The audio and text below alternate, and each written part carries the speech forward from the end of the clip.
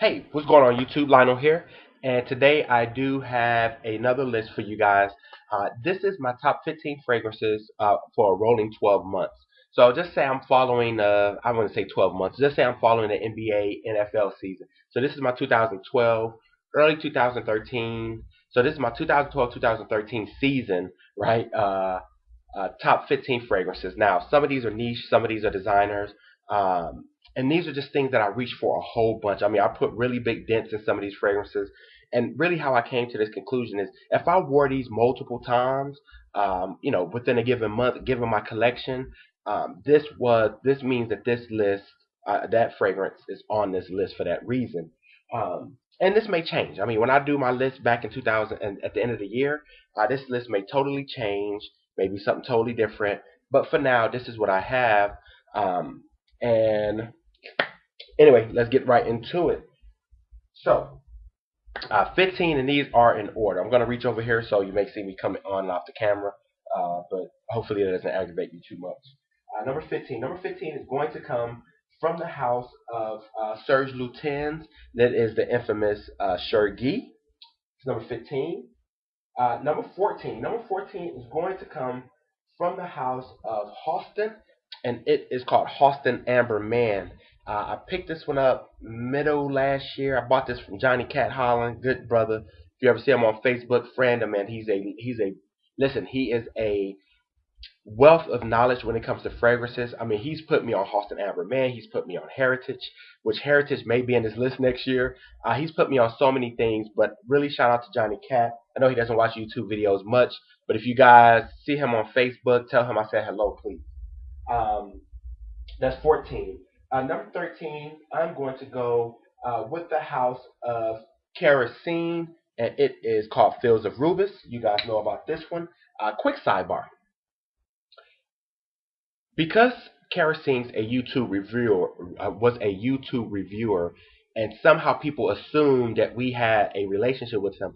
We think that we what's the word I'm looking at? I'm looking for puff up or inflate, right? And we sort of inflate his value of his fragrances because somehow he's not as good as really people say he is. It's just because we've had a past relationship with him.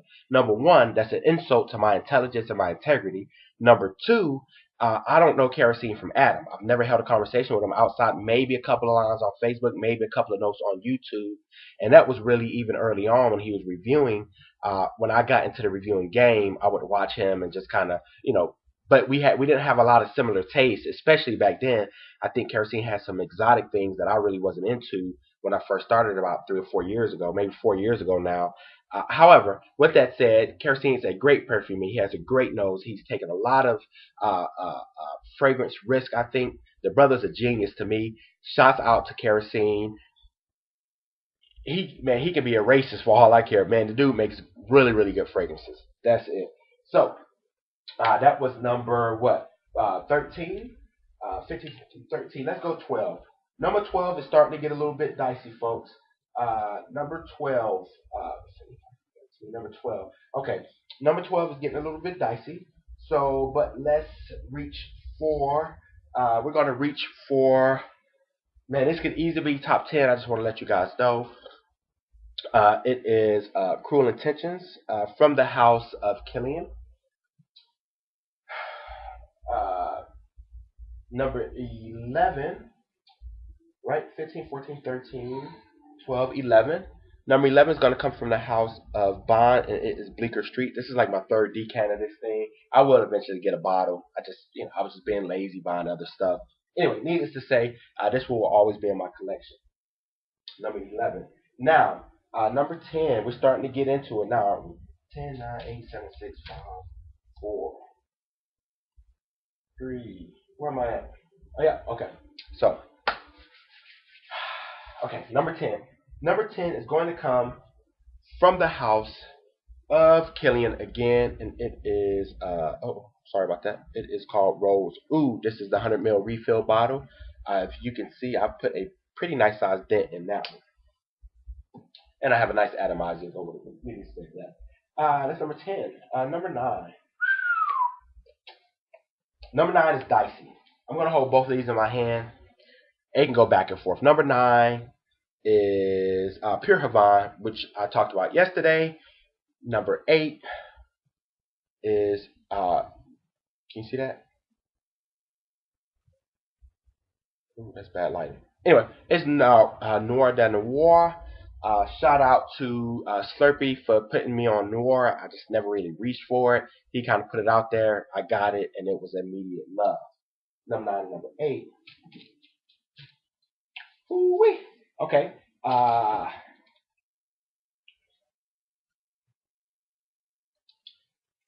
Number 7.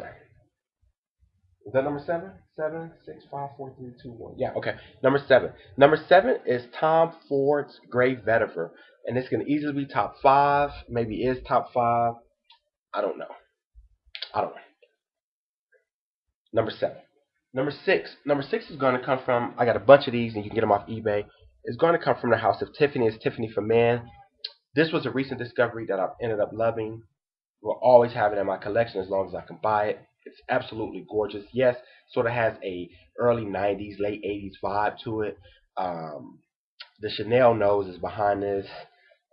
It's just a beautiful fragrance to me. Everything that I want in a fragrance is found in Tiffany for Men. That is number 6. Ooh, it's getting tough. Number 5. Number 5 is going to come from the house of Creed, and it is Millesine Imperial. If you guys want to know, Millesine Extreme, I know a lot of people complain about it, but I wear that just as much as I wear Millesine Imperial. And this is a very potent, salty batch. My gosh, it is beautiful. So, needless to say, that was number 5. Number 4. Number 4 is going to come from the house of Hermes, and it is Terre d'Hermes, and I will get this one in a bottle. I'm gonna get the only reason I haven't bought it because I'm getting a 6.7 of this sucker. I'm getting a 6.7 ounce Terre d'Hermes as soon as whatever money comes around or whatever. So Terre d'Hermes gets number 5. Number 4. Number 3. Number 3 is going to come from the house of Guerlain.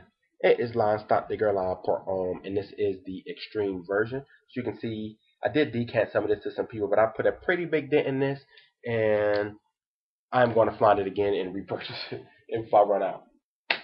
Number 2 and number 1. Number 2 and number 1 are interchangeable. You guys know. If you know me by now, you probably know what this is, but I'm going to give it to you anyway. Number 2 is Aventus. This is from my dear brother who I have not interacted with in quite some time, Clay. I can't wait till you're married so you can join this whole marriage life thing. That's number 2. That's the XO2 batch, but I have yet. I got my first Aventus came from my man, the Sultan. Can't think his name right now. That was my very first Aventus. My next one came from my dear brother out of I think he's out of Utah. What's his name? I can't think his name right now. Can't think his name right now. But anyway, I got a decant from him. I actually got a bunch of stuff from him back in the day when he was splitting. I'm having a brain dump, but needless to Spanthrax. So that was his name, Spanthrax. I haven't seen him in a while either. So anyway, I got my second vintage batch from him. The next one, I had a lot from him, and then I got this batch from my man Clay out of Cali. So that's that. And number 1 is Royal Oud. This is number 1, folks. You can get this for a very, very reasonable price, and it is just a gorgeous, gorgeous, gorgeous fragrance. I really adore it. I wear it quite a bit. This is actually, believe it or not, my second bottle. I pretty much used 30 mil. I had a bunch, ended up sending some to Canada. Anyway, long story short, the last bottle I had about 30 mils, and I used 30 mils in about a year. So that's quite a bit. And so now I'm on my last bottle that I got from. I ended up getting a bunch of them from one of these places. So that's it. So I really appreciate it. My son is calling me. You guys have a great one. Peace.